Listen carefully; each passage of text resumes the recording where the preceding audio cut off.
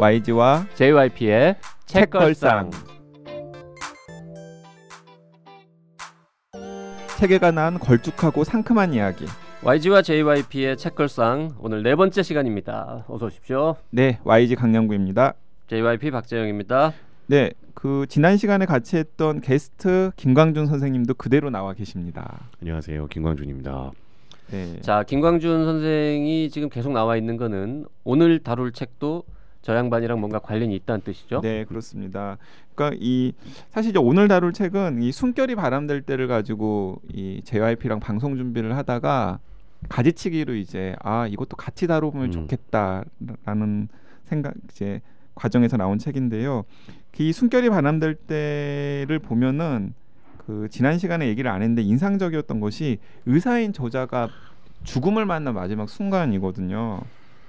그러니까 2015년 3월 9일 날 이제 이 폴이 사망을 했는데 그 사이에 이제 그 8개월 전에 태어난 아기와도 시간을 보내고 아이랑도 집에서 시간을 보내고 그리고 나중에는 이제 그 몰핀 같은 마약성 진통제 도움을 받으면서 어쨌든 가족과 주로 시간을 보내다가 이제 죽음을 맞이하거든요. 그러니까 우리나라에서 볼 수 없는 좀 풍경이죠. 흔히 볼 수 없는.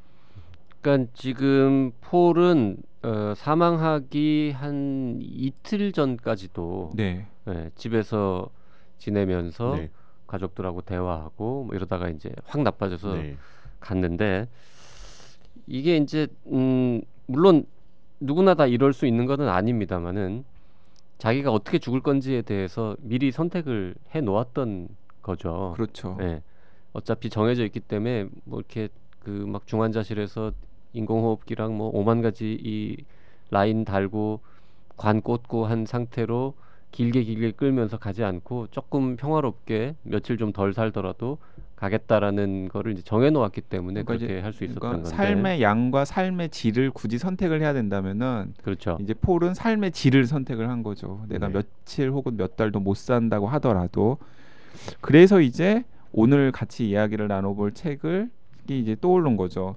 그 약간 이제 이 책을 다룰 때 좀 조심스럽긴 했습니다. 왜냐하면 이 책 제목은 우리 앞에 생이 끝나갈 때 꼭 해야 하는 이야기들. 이제 제가 길죠. 제가 다루자고 이제 아주 강하게 주장을 했는데 이제 안젤로 볼란데스라고 하는 이제 미국의 의사가 쓴 책인데 이제 제가 이제 이 책을 다룰까 말까 고민했던 내용이 역자가 JYP예요. 그러게요. 역자가 JYP고 JYP가 다니는 회사에서 나온 책이라서 이게 이제 너무 뭔가 이렇게 연관되는 책을 다루는 게 약간 좀 민망하기도 해서 저는 후보에 올리지도 않았는데 YG가 하자. 왜냐하면 라고 얘기해줘서 숨결이 바람될 전 뭐 못 이기는 척하고 그럽시다라고 했죠. 숨결이 바람될 때의 그 이제 폴이 마지막을 맞는 부분에서 제가 또 마침 최근에 읽은 이 책이랑 같이 엮어가지고 얘기를 할 만한 대목이 너무 많아서 그리고 마침 또 최근에 이런 고민을 많이 하는 김광준 선생님도 모신 마당에 이 책을 같이 다루면 좋겠다 싶어서 이제 오늘 이제 같이 얘기를 나눠볼 책은 우리 앞에 생이 끝나갈 때 꼭 해야 하는 이야기들이라는 책입니다. 근데 여기 약간 조악한 캘리그래프인데 책 표지를 보면은 아니 지금 남의 회사 책을 보고 조악한 캘리그래피라는 이런 표현을 써도 되는 겁니까? JYP는 지금? 작품이라고 생각할 거예요. 근데 이게 지금 JYP가 또 해본 거라면서요. 세상 어디에도 밝히지 않은 사실인데 갑자기 지금 훅 하고 들어왔는데요. 제가 저 아마추어 캘리그래퍼로 활동 중입니다. 그래서 표지 디자인 할 때 우리 디자이너하고 상의를 해서 제가 이렇게 손으로 쓴 글씨를 한번 활용해 보겠느냐라고 했더니 괜찮다고 활용해 줘서. 네, 그래서 그 책걸상 청취자분들은 서점에 가셔서 책을 안 사셔도 좋으니까 우리 앞에 생이 끝나갈 때 꼭 해야 하는 이야기들을 찾으신 다음에 표지를 한 번씩 구경을 하시길 바랍니다. 아니 사시라고 말 좀 해줘. 이왕 선택했는데 뭘 안 사도 된다 그래. 자, 이 책의 원제는요, The Conversation, 아주 짧습니다. 네, 그러니까 괴리가 좀 있죠. 대화. 네, 원제랑 대화. 근데 이제 부제가 있어요. A Revolutionary Plan for End of Life Care. 그러니까 말기 돌봄에 관한 혁명적인 뭐 변화 계획 이런 식의 이제 이야기가 되겠는데요. 좀 소개를 해드리자면 글을 쓴 사람은 그 유명한 하버드 의대 내과 교수입니다. 근데 하버드 의대 다니시는 분들이 글 잘 쓰시는 분들이 많나 봐요. 원래 글도 잘 써야 하버드를 갈 수 있다는 뜻이 그런가요? 뜻일걸요 아마. 그런 네. 것 같습니다. 그래서 여기 이 안젤로 볼란데스라는 그리스계 미국인인데요. 제 또래입니다. 한국에 얼마 전에 왔었는데 네. 만나서 한 두 끼 밥을 같이 먹었는데 아주 괜찮아요 사람이. 네. 네. 그래서 오늘 저 비행기표만 누가 사주면 이 자리에 모실라 그랬는데 비행기표가 좀 비싸가지고 보스턴에서 여기까지. 이 안젤로 볼란데스라는 사람은 의사 중에서 주로 무슨 일을 하는 의사였냐 하면 입원 환자를 전담해서 돌보는, 그러니까 외래 진료는 하지 않고 입원 환자만 계속 하루 종일 돌보는 일을 하는 사람이었어요. 그런 직종이 미국이랑 몇몇 나라에 있어요. 한국에는 이제 들어왔습니다. 지금 이제 도입하고 네. 있는 상황인데 병원에 입원해 보신 분들은 다 아시겠습니다만은 이게 그 담당 주치 교수라는 사람들이 아침에 한 번, 저녁에 한 번 회진 잠깐 돌고 가면 중간에는 거의 못 보잖아요. 외래를 보통 보죠. 네, 외래를 보거나 네네. 뭐 수술을 보거나 하고 심지어 회진을 하루에 2번이 아니라 한 번만 돌 수밖에 없는 상황들도 생기고 낮에는 주로 전공의들이 왔다 갔다 하면서 뭐 챙기고 그 다음에 뭔가 문제가 있다고 불러야만 잠깐 오고 뭐 이렇게 되는데 그러다 보니까 이제 입원 환자들이 아무래도 좀 병이 좀 심하기 때문에 병원에 입원하고 있는 분들인데 너무 이 진료의 질이 좀 떨어지는 거 아니냐 이런 반성이 전 세계 의료계에 이제 있었던 겁니다. 그래서 전공의가 아니라 조금 더 전문적인 경험을 많이 가지고 있는 전문가들이 낮에도 병동 주변에서 왔다 갔다 하면서 그 입원해 있는 환자들의 이 문제점들을 수시로 좀 체크하는 이런 게 좀 필요하지 않겠나. 이런 것 때문에 이제 생겨가지고 미국에서 이제 하스피탈리스트라고 표현을 하거든요. 우리말로는 지금 입원 전담 의사 뭐 이렇게 이제 부르기로 했는데요. 그 일을 했어요. 이제 그 일을 하다 보니까 당연히 중환자실에도 가게 되고 중환자실 입원 환자도 봐야 되니까 이제 환자들이 죽는 모습을 많이 봤죠. 보면서 중환자실에서 죽어가는 사람들은 대부분 다 뭐 수많은 기계들에 둘러싸이고 관이 꽂혀 있고 그다음에 기도 삽관이 되어 있으니까 말도 못하고 의식도 없고 그 상태로 한참 동안 있다가 그냥 가족들하고 빠이빠이 인사도 못하고 헤어진단 말이죠. 그렇죠.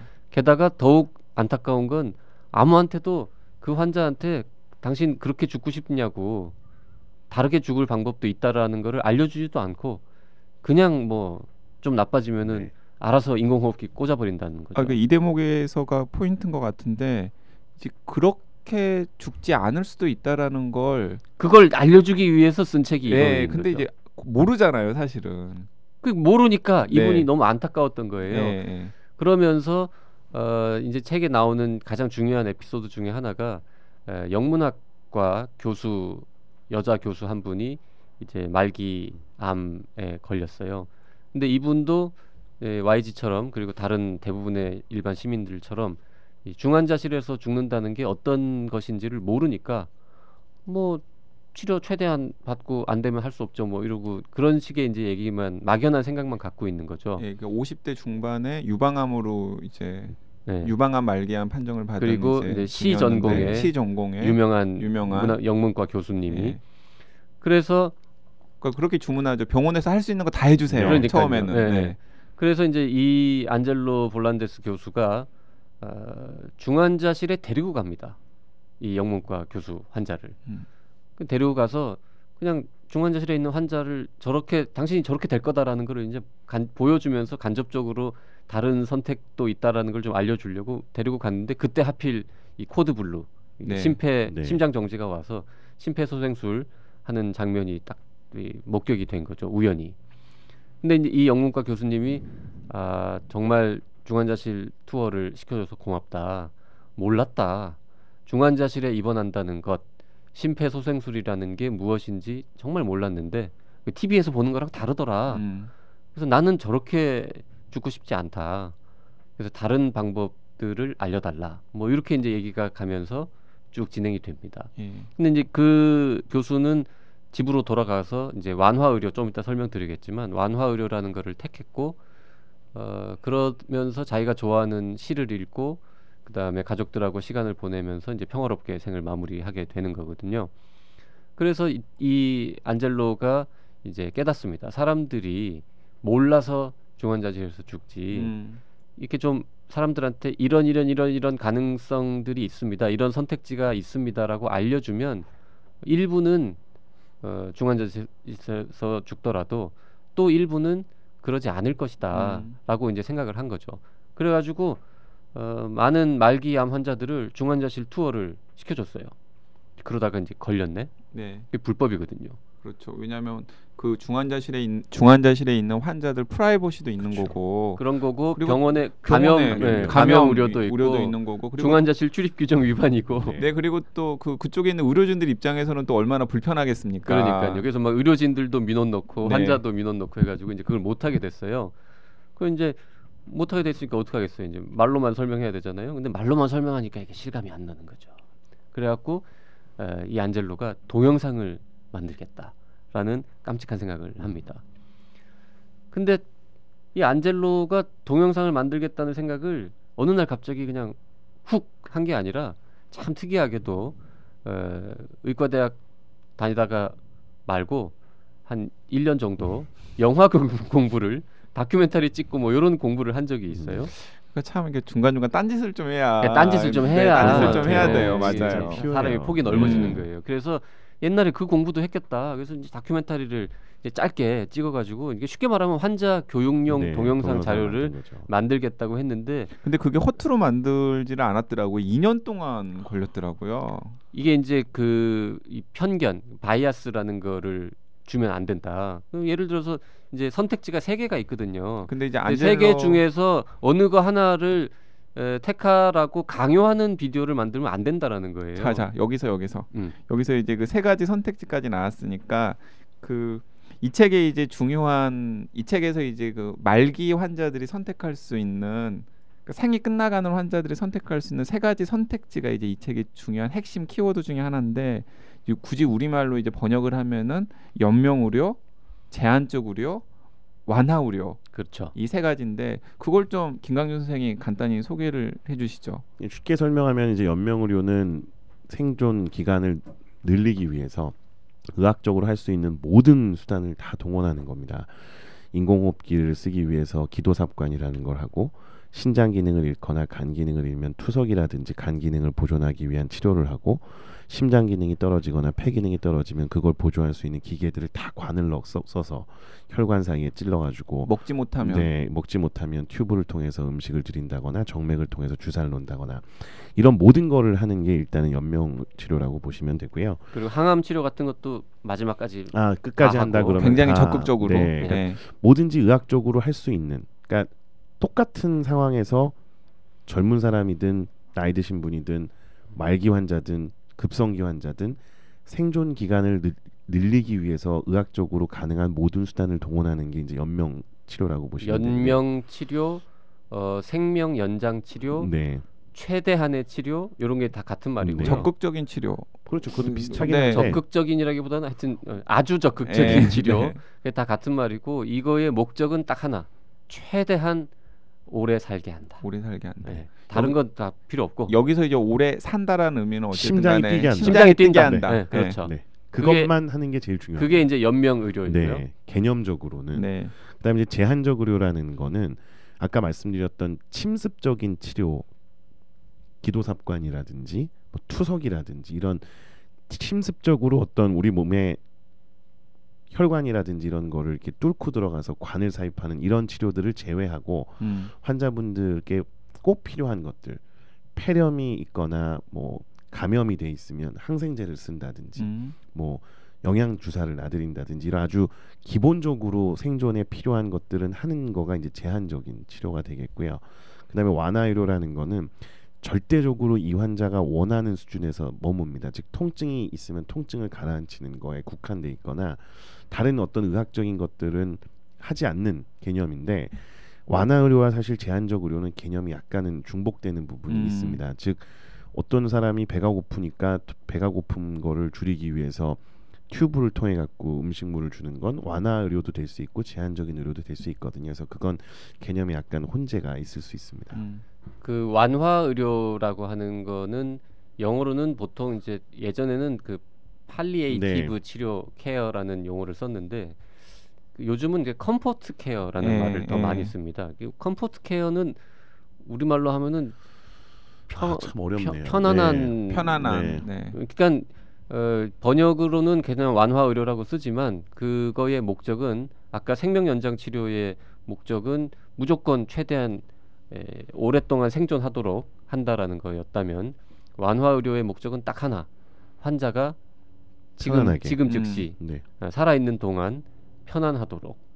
그러니까 앞에서 잠시 얘기했지만은 그 지난 시간에 살펴봤던 숨결이 바람될 네. 때 폴이 마지막에 받았던 게 그 완화 우려적인 그런 치료를 받은 거죠. 처음에는 제한적인 부분까지 갔다가 네. 나중에 이제 폴이 결정을 했기 그리고 때문에 네. 폴은 사실 완화 의료를 선택한 건 맞지만 아주 너무 짧게, 짧게. 네. 생각보다 빨리 네. 확 나빠져서 돌아가셨기 때문에 완화 의료를 오래 받지는 않았지만 네. 폴도 하여튼 그 길을 선택한 건 네. 맞죠. 맞죠.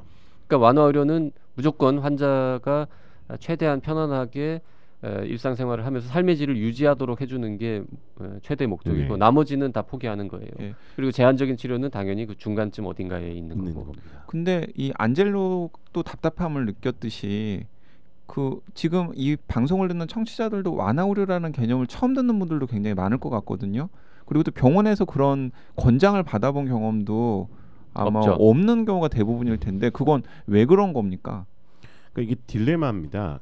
의료진 입장에서는 어쨌든 병원에 환자분이 오면 그 환자분을 살려야 되는 게 병원에서 해야 할 일이잖아요. 네네. 근데 대부분 미리 이런 개념이나 지식이 없으신 분들은 병원에 오면 환자분이 살아야 된다라고 생각하기 때문에 끝까지 치료를 하는 거에 대해서 동의를 하지 않을 수 없는 경우가 굉장히 다반사거든요. 네. 그렇기 때문에 미리 준비가 안 된 상태에서 병원에 오면 불가피하게 의료진의 입장에서 불필요하다라고 판단이 됨에도 불구하고 연명 치료를 하는 경우가 굉장히 많거든요. 그리고 또 하나의 문제는 이거를 연명 치료를 하지 않는 게 환자분한테 그러니까 뭔가 죄를 짓는다고 죄책감을 느끼는 분들이 굉장히 많아서 사실은 우리나라에서는 이렇게 완화 의료 쪽으로 가겠다 그러면 무책임하거나 굉장히 성의 없거나 이런 쪽으로 생각하는 분들이 많기 때문에 이거를 이렇게 수면 위로 끌어올려서 이야기를 하기가 쉽지가 않은 것 같습니다. 어쨌든 그럼 우리나라에서도 지금 이 의사들의 대부분은 사실은 완화 의료에 대해서 좀 약간 좀 거리를 두는 상황이라고 그랬지만 게. 지금은 많이 그래도 인식이 높아지고 네, 환자분한테 설명도 많이 그러니까 하려고 하죠. 환자들이 생의 마지막을 보내는 풍경은요. 대부분의 선진국들, 미국을 비롯한 대부분의 선진국들하고 우리나라하고 크게 다르지 않습니다. 네. 다르지 않고요. 왜 그렇게 적극적으로 치료를 하냐고 아까 김광준 선생님이 얘기를 했지만 크게 보면 두 가지인 거예요. 하나는 의사들은 예전부터 하여튼 쓸 수 있는 도구는 다 써야 한다라는 일종의 강박관념을 가지고 네. 있고 그렇죠. 안젤로가 굉장히 환자들도 특히 이제 가족들도 환자들보다는 가족들이 더 하죠. 자식들이 최선을 다해 주십시오. 최선을 다하지 않으면 불효를 저지르는 것 같고 뭔가 하여튼 끝까지 포기하지 못하고 다 해달라 이런 이제 문화가 있고 그리고 심지어 이제 환자의 죽음은 의사의 실패로 여겨지고 뭐 이런 이제 문화가 있단 말이죠. 그게 하나의 큰 이유고요. 두 번째 이유는 이제 돈이죠. 네. 병원에서 환자를 편안하게 해주기 위해서 뭐 진통제 쓰고 뭐 이것저것 하거나 아니면 집에 가고 이러면 매출이 안 오르거든요. 적극적인 최대한의 치료를 해야 진료비 이 청구서가 막 길게 다다다다 찍히면서 막 이렇게 돈이 커지거든요. 네. 근데 이제 현대 의료 첨단 병원들은 그 비싼 장비들이 있기 때문에 그걸 다 써야 매출도 올리고 병원이 유지가 되니까 뭐 굳이 돈 안 되는 그리고 품만 많이 가는 일을 하지 않고 돈 되는 일을 하는 측면 그것도 분명히 있었던 거죠. 그렇게 두 가지가 혼재되어 있는데 글쎄요, 둘 중에 어느 게 더 중요하냐라고 묻는다면 첫 번째가 더 중요하다고 말씀드리고 싶어요. 왜냐하면 환자를 집에 보내잖아요. 그 다음 환자가 또 와요. 병원은 언제나 꽉 차 있습니다. 네. 네, 알겠습니다. 어쨌든 그래서 그런 상황에 이 안젤로는 문제 의식을 가지고 결국에는 이제 2년간에 걸쳐가지고 이제 동영상까지 만들게 되었고 그 동영상을 환자들한테 보여주었더니 환자들이 굉장히 많이 변했다라는 거죠. 그렇죠. 네, 환자들의 선택이 엄청나게 변했죠. 네. 그 동영상은 이제 처음에 만든 동영상은 딱 7분짜리였어요. 뭐 아주 길지도 않고요. 그 뭐 화려하지도 않고 그냥 간단합니다. 7분짜리 동영상인데 그 7분짜리 동영상을 통해서 지금 김광준 선생이 얘기한 그 세 가지 치료는 이런 것이다라는 거를 이제 약간의 자막과 그 다음에 뭐 치료하는 장면, 마네킹 뭐 이런 것들을 보여주면서 설명을 해줘요. 이 세 가지 중에서 당신이 선택할 수 있습니다. 마음대로. 당신이 선택하면은 의료진들이 당신의 선택에 따라서 도움을 드리겠습니다라는 이제 메시지를 딱 준 거예요. 이제 그거를 보여줬더니 사람들이 이런 거였어? 어유, 그럼 난 이걸 택해야지라고 이제 하는데 동영상을 보여주지 않은 말로만 설명한 그룹에 비해서 동영상까지 보여준 그룹이 훨씬 더 완화의료 혹은 제한적인 치료 쪽으로 옮겨간다라는 거죠. 그걸 이제 뭐 아예 설명을 안 듣거나 말로만 설명한 사람들은 적극적인 치료를 하겠다는 사람이 훨씬 많은데 요 7분짜리 동영상 하나만 더 보여줬더니 다 이렇게 한 칸씩 혹은 두 칸씩 옮겨가서 중환자실에서 마지막을 보내지 않겠다라는 결정을 내리더라는 거죠. 그래서 그거를 논문으로 쓰고 그 다음에 훨씬 더 큰 규모에서 증명하기 위해서 뭐 다양한 연구를 해서 이미 이 관련 논문을 수십 편을 썼어요. 안젤로 벌란데스가. 저는 그 동영상은 보지를 못했는데 이 책에 보면 이제 드라마나 영화의 나쁜 영향이라는 게 나오잖아요. 근데 저는 깜짝 놀랐던 게 제가 이제 의학을 꽤 오랫동안 담당한 기자였음에도 불구하고 심폐소생술 생존자가 그렇게 적은지 몰랐습니다. 진짜 드물죠. 그러니까 진짜 그 이 책에 보면은 제가 그 숫자를 정확하게 기억하는지 모르겠는데 10명 중에서 심폐소생술로 생존할 수 있는 사람이 한 3명 정도인데 그 3명도 대부분 일주일 안에 죽는다면서요. 그리고 후유증이 남거나. 후유증이 남고 집으로 돌아가는 게 아니라. 네, 참 어려운 일이죠, 진짜. 그러니까 심폐소생술은 아직 죽으면 안 되는 사람이 갑자기 뭔가 외상이 됐든 뭔가 다른 이유로 확 심장이 멎었을 때 혹은 호흡이 멈췄을 때 그 즉시 의료진이 옆에 있었을 때 막 하면은 그러면 이제 살아날 수 있는 확률이 높아지고 살아나면 정말 멀쩡해져서 건강하게 사회로 복귀할 수 있고 뭐 10년, 20년, 30년, 40년 살 수 있는 그런 상황들이 생기는 건 맞아요. 그런 경우들이 근데 적죠. 특히 병원에서. 그렇죠. 근데 이제 여러 가지 질병들이 복합되어 있어서 이제 생의 마지막을 향해서 쭉 달려가고 있는 사람이 어느 순간에 심장이 멎었을 때 그때는 심폐소생술을 열심히 해도 다시 회복되는 그러니까 다시 살아나는 가능성도 굉장히 낮거니와 그렇게 살아났다고 살아나도 어차피 지금 내리막의 맨 마지막쯤에 있기 때문에 길게 본 장기 결과는 좋을 수가 없는 거죠. 그래서 저는 그 팩트가 좀 쇼크였어요. 그게 진짜 이 드라마나 영화의 나쁜 드라마에서 보면 이렇게 심폐소생술로 살린 중환자가 이제 퇴원하는 그런 뭐 에피소드나 스토리 같은 게 있잖아요. 근데 사실은 그런 경우가 굉장히 드물다는 거잖아요. 있기는 있습니다. 그러니까 그거를 심폐소생술의 가치를 이렇게 낮출 필요는 없는데 말씀하신 것처럼 심폐소생술 성공률이 높은 건 절대 아니죠. 네, 이게 되게 제가 이제 짧은 시간이지만 중요하게 느꼈던 게 뭐냐면 이 책은 사실은 주인공 나의 삶을 결정할 환자 본인이 봐야 되는 책입니다. 우리나라의 가장 큰 문제는 저희가 어떠한 연명치료에 대한 지식을 환자분한테 병원에서 드리게 되면 당신 나 죽으라고 지금 얘기하는 거냐, 난 병 치료하러 병원에 왔는데 왜 이런 얘기를 하느냐, 이런 식의 반응이 사실 대부분입니다. 제가 이거를 보호자한테 보여주면 약간은 얘기가 달라질 수 있을 거라고 기대는 하지만 결론적으로는 이건 반드시 자신의 삶의 끝을 결정할 주인공인 본인이 이러한 지식을 갖고 있어야 되는데 안타깝게도 그러한 사회적인 어떤 여건이나 정서적인 공감대가 지금 우리나라에는 없기 때문에 이거는 의료진의 어떤 노력들도 필요하겠지만 사회적인 공감대가 형성되는 게 급선무라고 저는 생각이 되고요. 실질적으로 병원에 와서 돌아가시는 대부분의 분들은 본인의 의사표명을 하지 못하는 상태에서 보호자분들의 결정에 따르게 될 수밖에 없거든요. 그러면 그건 보호자의 의견이지 환자의 의견이 아니지 않습니까? 그렇기 때문에 미리미리 건강할 때부터 나는 어떻게 마지막을 맞이하겠다라는 걸 정하시기 위해서는 이 책이 그 가이드로서 아주 중요한 역할을 할 거라고 봅니다. 네, 그 이 책에 보면은 이제 그런 대목 나오잖아요. 캘리포니아에서 네네, 온 딸 신드롬, 네.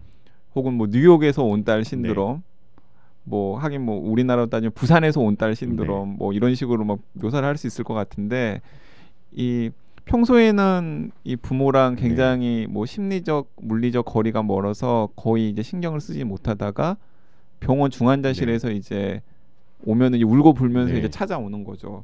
그러면은 바로 옆에 있었던 이제 그 부모를 사실상 모셨던 분들이 부모랑 이런저런 대화를 나눠가지고 이제 이 정도에서 치료를 그만하자 그러면은 이제 오빠가 사람이냐는 둥, 진짜 그런 얘기 나오죠. 네, 오빠가 사람이냐는 둥, 뭐 돈이 아까워서 그러는 것이냐는 둥, 뭐 그러면서 이제 안 됩니다. 우리 엄마, 우리 아빠 이렇게 보내드릴 수 없습니다. 뭐 병원에서 할 수 있는 대로 최대한 다 해주세요.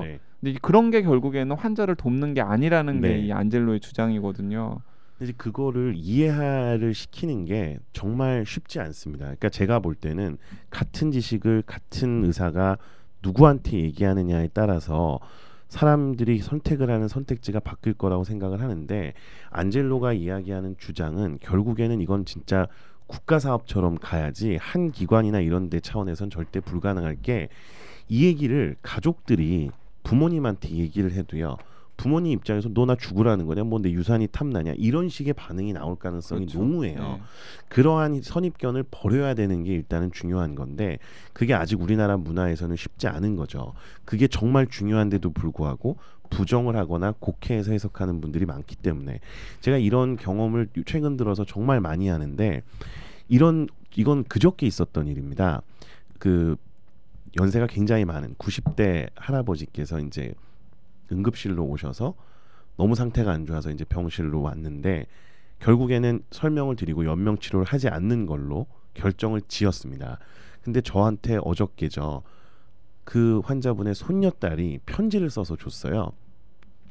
뭐라고 써서 줬냐면, 똑똑한 의사보다는 환자를 치료하는 착한 의사가 되길 바랍니다, 이렇게 제목을 쓰고, 중학생인데 환자한테 어떻게 아무런 치료를 안 할 수 있느냐, 이런 치료를 받기 위해서 저희 할아버지는 병원에 오신 게 아니다, 앞으로는 저희 할아버지 같은 분이 없었으면 한다라는 식으로 편지를 써서 준 거예요.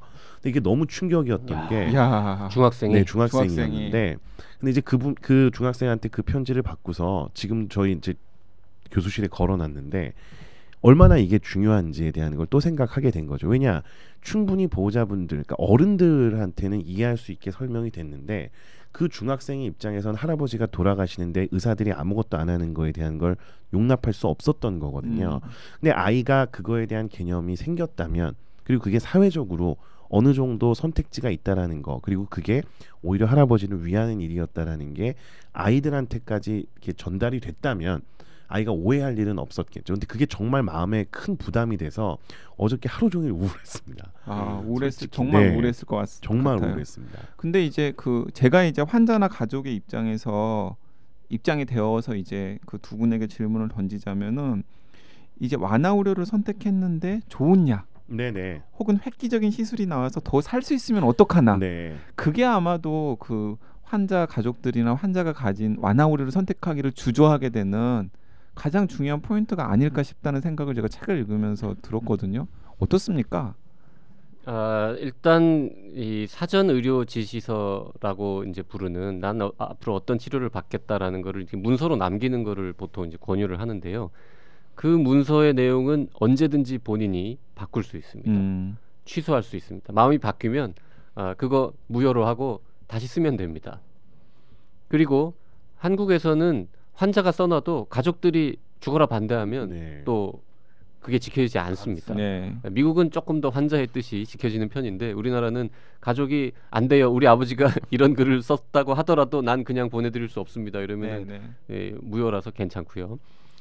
그러니까 그런 획기적인 치료법이 나오면 그걸 받고 싶은데 못 받는 일은 안 생긴다라는 겁니다. 사실 의사들이 더 적극적으로 권하겠죠. 그다음에 두 번째로 완화 의료를 택할 만큼 정말 마지막 순간이거든요. 우리가 보통 뭐 폐암 뭐 위암 3기다. 말기 마지막 순간 아니에요. 위암 4기다. 이것도 요즘 마지막 순간이 아닙니다. 꽤 오래 사실 수 있어요. 근데 위암 4기 중에서도 더 한참 진행돼서 위암 말기를 거쳐서 말기 중에도 정말 이제 마지막 순간까지 갔을 때 완화 의료를 선택하는 거기 때문에 그 상황을 되돌릴 수 있는 획기적인 기술은 그런 게 그 마지막 남은 기간 동안에 개발될 확률이라는 거는 정말 로또를 한 100번 맞을 만큼의 낮은 확률이라서 그거를 걱정하실 필요는 없을 것 같아요. 그러니까 이제 완화 의료를 적용할 수 있는 기간이 생각보다 되게 짧아요.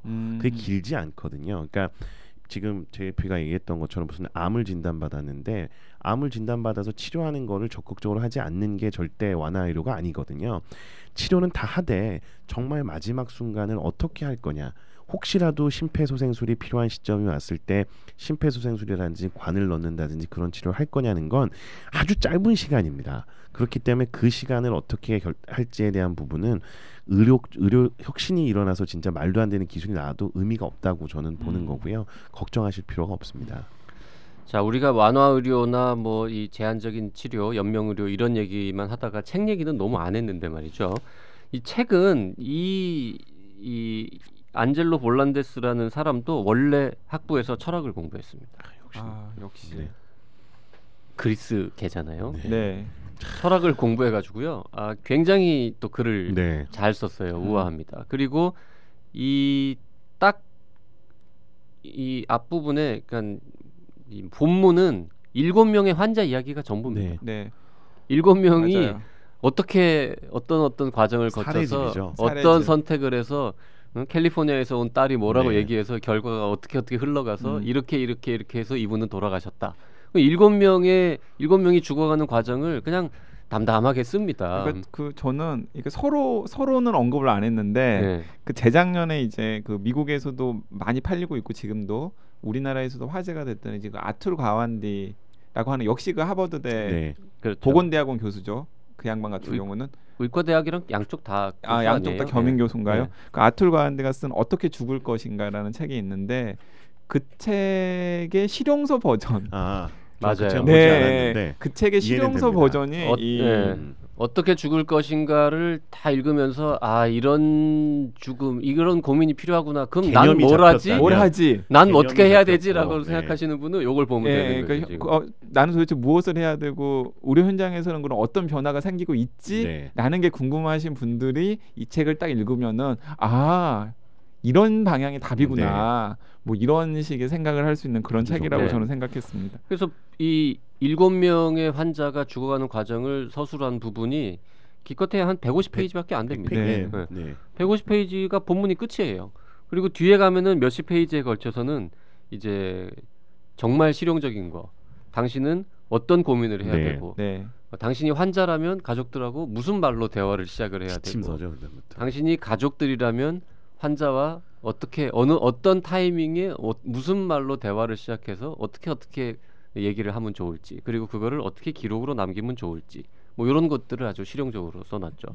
저도 그래서 이게 그 부모님들이 이제 나이가 계속 들어가시고 뭐 이제 병치레를 하시고 그러시니까 좀 조심스럽게 그 아툴 가완디 책은 제가 권해드렸거든요. 근데 이 책도 한번 좀 권해드리면서 그러니까 저는 그 두 가지 쪽으로 이 책을 좀 권하고 싶은데 하나는 좀 나이가 드신 분들 저희 이제 젊은 사람들인데 저희가 상상하는 것보다 어르신들은 훨씬 이런 주제에 대해서 책을 읽거나 대화를 나누는 거를 그렇게까지 불편해하시지 않습니다. 오히려 우리가 불편해하는 거지. 그래서 저는 이게 두 가지 쪽으로 이제 책을 좀 권하고 싶은데 하나는 이제 좀 이제 나이가 들어가셔서 이제 뭔가 삶의 마무리를 준비하셔야 되는 분들이 저는 좀 가볍게 한번 읽어보시면 좋을 것 같다는 생각이 들고요. 그리고 한편으로는 그런 나이 드신 분들이 있는 자녀들, 그러니까 이제 저희 또래가 되는 거죠. 이제 저희 또래들의 분들이 또 이 책을 읽으면서 가족들이랑 같이 한번 읽고서 얘기를 나눠보면은 참 좋겠다라는 생각을 저는 책을 읽으면서 했습니다. 이건 부모와 자녀가 진짜 다 읽어야 되는 책입니다. 그래야지 어떤 합의가 이루어질 수 있고요.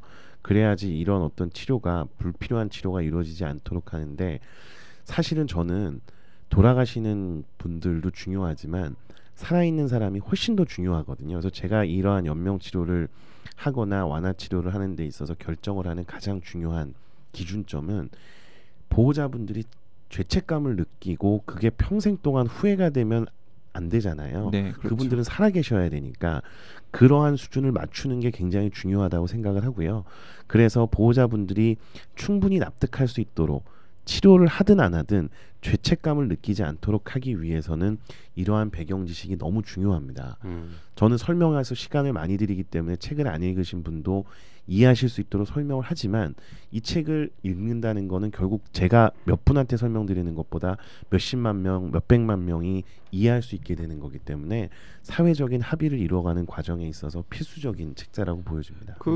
저기 김강준 선생한테 그 쪽지를 썼던 중학생한테도 좀 저는 이 책을 네, 권하고 저 싶은데. 솔직히 그 생각이 들었습니다. 솔직히 말하면. 근데 아직은 그 중학생 소녀는 할아버지의 죽음을 감정적으로 받아들일 수 있는 아직 여력이 안 될 거라고 보기 때문에 지금 책을 줬다가는 더 큰 문제가 있을 것 같고요. 기억을 변명하는 거야. 네, 약간 그럴 수도 있겠죠. 있을 것 같아서. 근데 정말 60대, 70대, 80대, 90대 지금 다 정정하시니까요. 정정하실 때 미리 준비하시는 것만큼 중요한 게 없습니다. 그러니까 안젤로 볼란데스가 얘기하는 건 실용적인 팁은 결국 3단계입니다. 1단계는 대화를 해라. 네. 주변 사람들하고 가족들하고 대화를 해라. 그러니까 대화를 하기 전에 고민할 것들은 4가지 질문을 스스로에게 던져라. 뭐 그래서 나한테 가장 중요한 게 뭐고 내가 언제 기쁨을 느끼는가. 그 다음에 내가 아프거나 병원에서 치료를 받게 될 경우에 뭐가 제일 걱정되는가. 또 내가 정말 병세가 나빠질 경우에 특별히 피하고 싶은 뭔가 의료적인 처치가 있느냐.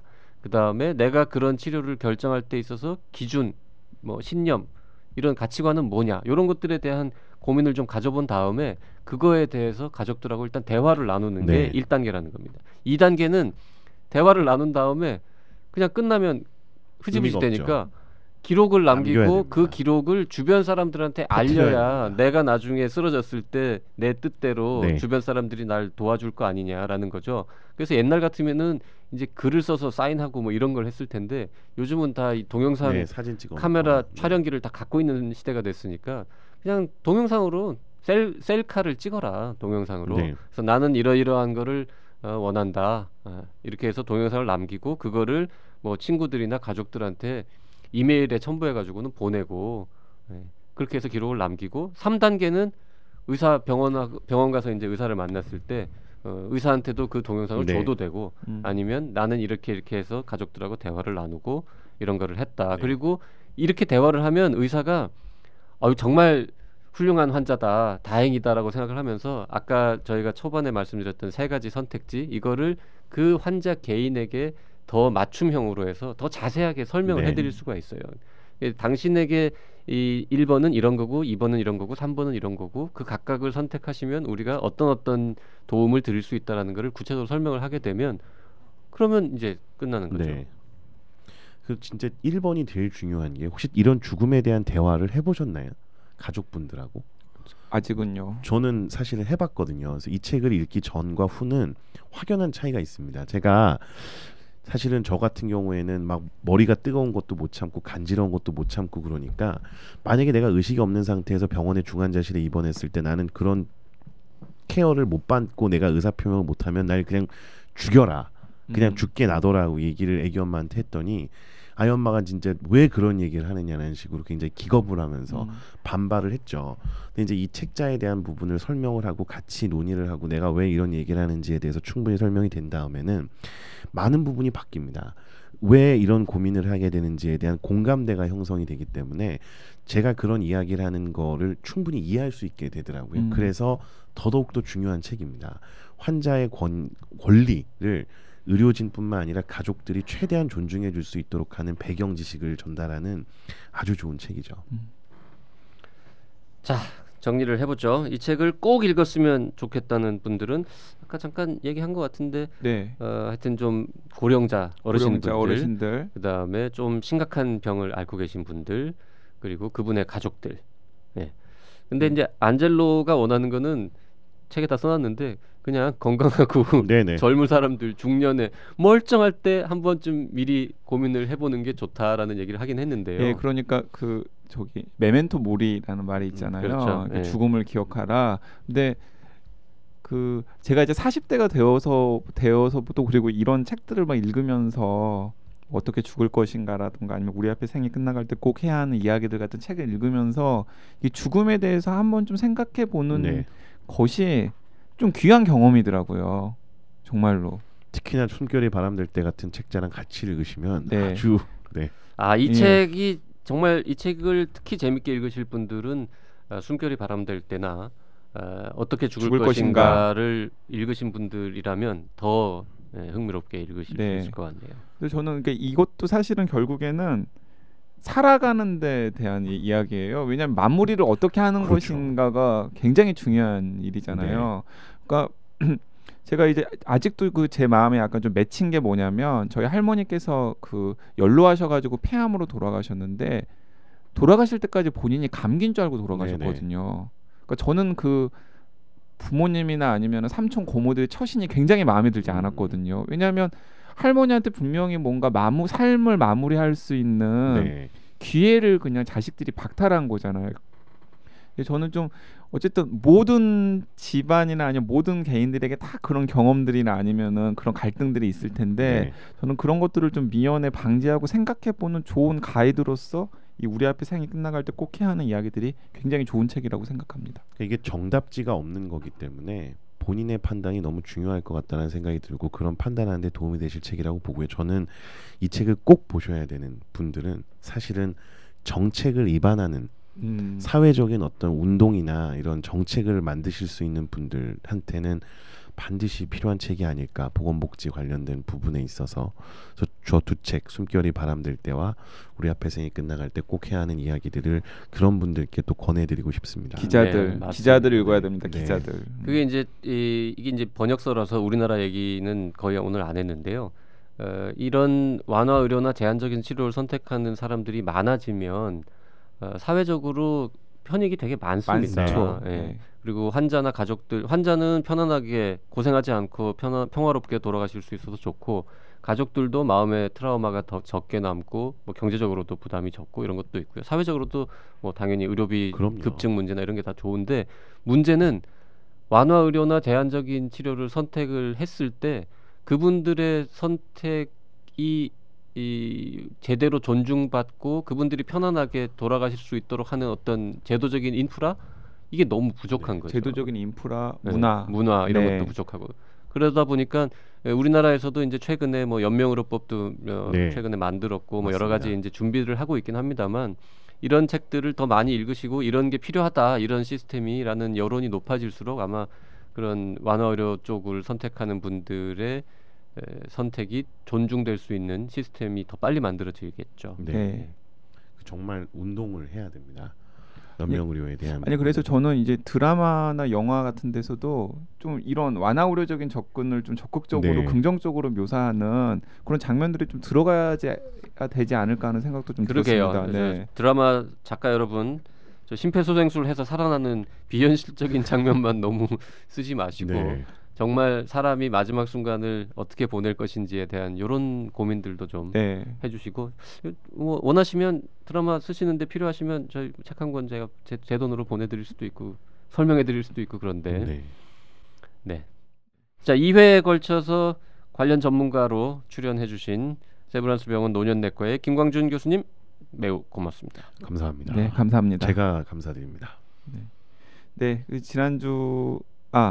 지난 시간과 이번 시간에 이제 숨결이 바람될 때와 우리 앞에 생이 끝나갈 때 꼭 해야 하는 이야기들이라는 책을 같이 살펴봤는데요.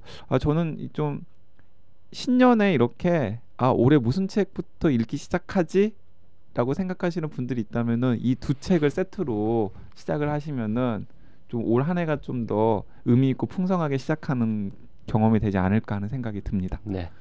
제가 번역자라서 드리는 말씀이 전혀 아닙니다. 정말 좋은 책입니다. 격렬하게 공감합니다. 네, YG와 JYP의 책걸상 네 번째 시간 이렇게 줄이도록 하겠습니다. 네, 다음 시간에 또 더 좋은 책으로 찾아뵙겠습니다. 고맙습니다. 네, 고맙습니다. 고맙습니다.